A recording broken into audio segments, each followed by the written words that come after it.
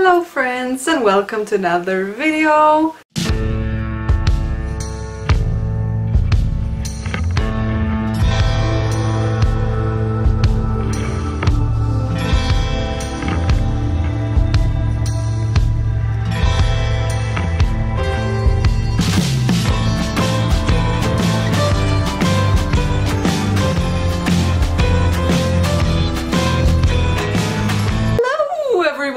Don't know what's with the accent.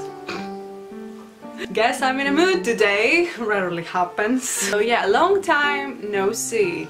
I haven't done a video speaking to the camera like this in ages. I mean, I speak to the camera sometimes, but it's not this, you know, you get what I mean. If you follow me long enough, you know that I used to make these videos quite often. If you're not speaking to the camera in English, because English is not my first language, it's really hard to do it after you stop doing it. You see what I mean? I speak like a fucking AI. In today's video, we're gonna recreate some paintings of the famous painter René Magritte. Remember how fun it used to be when I used to recreate paintings like that, and so I decided to recreate 3 paintings. I chose them last night while scrolling on Instagram. I wanted to find some of his paintings that weren't that popular, like this and this and this.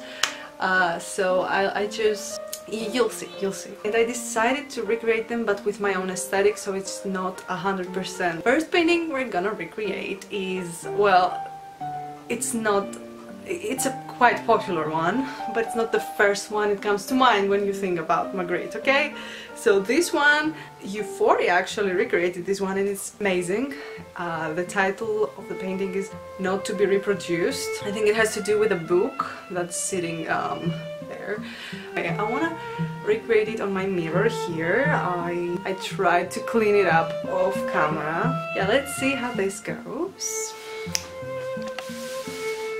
Also, I'm trying not to put that much makeup on my face when I'm filming videos, because it started becoming a habit of mine. Whenever I was to film a video, I put makeup on before, because I don't know, I liked my face better on camera. Today, the photos do not require my face. I'm gonna be standing on my back for most of them, because this is how Magritte paints people. So, about the dress. I'm gonna wear this nightgown by Simple Retro. So in the original painting, the man is wearing it's not vintage, but it's vintage looking. Okay, so next step, I think I'm gonna decrease the light. Let me check the painting once again. Painting is not that dark, but my room is pretty bright at the moment because it's 11 in the morning. I'm gonna try to decrease a bit and just lit a candle there. That's a bit better. I really want to go for a picnic at the moment, but my friends are all busy. So yeah, I'm just here shooting videos for you guys. I realized that when I'm being lonely, it's pretty therapeutic to speak at the camera, so yeah. I want to show you my setup real quick. This is what it looks like. I have the candle, I have the book, I have my phone here because I am doing a remote shoot. Okay, so I took some photos that are pretty. I hope they're gonna look even better with the edit. Magritte has a way of inverting the norm and taking the mundane to absurd places. Instead of the male figure's face being reflected back as we would expect, the mirror shows a repeated image of the back of the figure's head. More confusingly, the book is reflected back in the mirror correctly. Magritte creates a logic in his painting which on one hand corresponds to our perception of the world, but through the incomplete reflection of the male figure disregards it. At the very least, looking at this picture will make you double take. But this painting is more than an optical illusion. Looking at it makes everyone feel uneasy. The reality we all know is so easily upturned and disregarded, but to what end? It takes this picture as a warning, a kind of fable. Don't take anything for granted and don't assume anything. What this painting makes me question is how well we will ever know a person if we only see one side of them, and Magritte shows this through a visual metaphor by representing one side of the person in an object, the mirror, which is supposed to reflect reality. The book is reflected correctly because it is a constant, objective and fixed entity. The words in a book cannot change after it is printed. In many of his paintings, Magritte plays with the obscuring or hiding person's face. This technique can also be seen in The Son of Man, The Lovers, and The Great War. I think the main emotions this technique evokes are uneasy, confusion, and curiosity. I think he's as much a philosopher as an artist. He poses questions through his paintings and offers them up for the world to consider. And now we're jumping off to the next painting, which is called Evening Dress. When I first saw this painting, I was like, there's no way this is a Magritte painting, because it doesn't have the classic, man with, the coat and the hat. But I quite loved it. Of course, I'm not gonna show you much of it because, well, the lady's naked and I don't want to get demonetized. The ideal for it would be for me to go out somewhere near the sea and take this photo after, the sunset, because I think the colors are gonna be perfect. We're not gonna do that. Instead, I assembled these fabric sky wall. Well, that was a sentence off camera, because I think it was a boring process. I mean, if you really want to see that, I will redo it and upload a video just for that. I'm just kidding. I'm gonna go take my clothes off now, and I'll see you when I'm editing. Evening Dress is one of the most poetic works of René Magritte. A naked girl with long, flowing hair, an endless surface of water, a young moon in the night sky.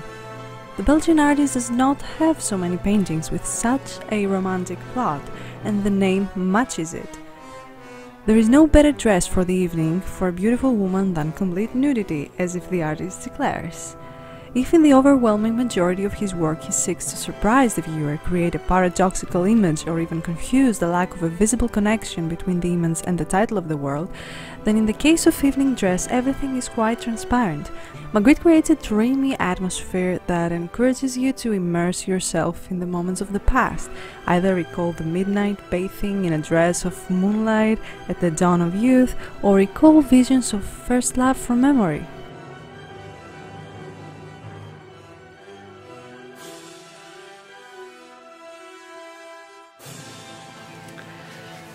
The lack of space in my room is really killing me, so yeah, I managed to take some cool photos with it, but if I had my own place with more space, ideally I would have a room where I could just take photos there.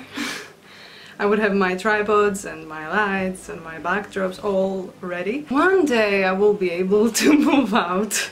Okay, so let's just jump into the third painting we're gonna recreate. Hey, oh yeah, well, okay, so I wore some makeup after all, because it was needed for this shot. This is the worst angle I could ever choose. So, the next painting I chose is called The Ignorant Fairy. It's not a very wild painting in comparison to the other ones, but I really like the title, to be honest. But then I started looking at the picture and it's pretty wacky as well, so I chose it as the third one. Now, I don't know how I'm gonna make the candle dark, because it's a source of light, so I really don't know how I'm gonna do it, but for now I have my fake light here. I've lit the candle over there, and I have this cloth to match the one that's in the picture, and I'm trying to... Well, it's kind of funny because I don't have another camera to show you my process, and because I take the photos with my phone as well, I cannot film with my phone either. So this is the most we can get out of it. Yeah, I don't know how I'm gonna do this, but we'll try, and I'll see you in the editing process. The Ignorant Fairy by René Magritte expresses the work of an already established artist and thinker who not only explored the different facets of surrealism, but also managed to discover a new bewitching refraction of one of the most influential and saturated art trends of the 20th century. The question that artists often try to answer is how to show vitality itself, not form, which is why surrealism has acquired such colossal significance for world art. René Magritte answers it in his own way and calls his style magical realism, which gives the picture the vitality that a man fascinates when looking at his beloved woman. It is worth noting that this picture, along with the work of other surrealists, inspired David Lynch to create the image of Laura Palmer in the movie Twin Peaks.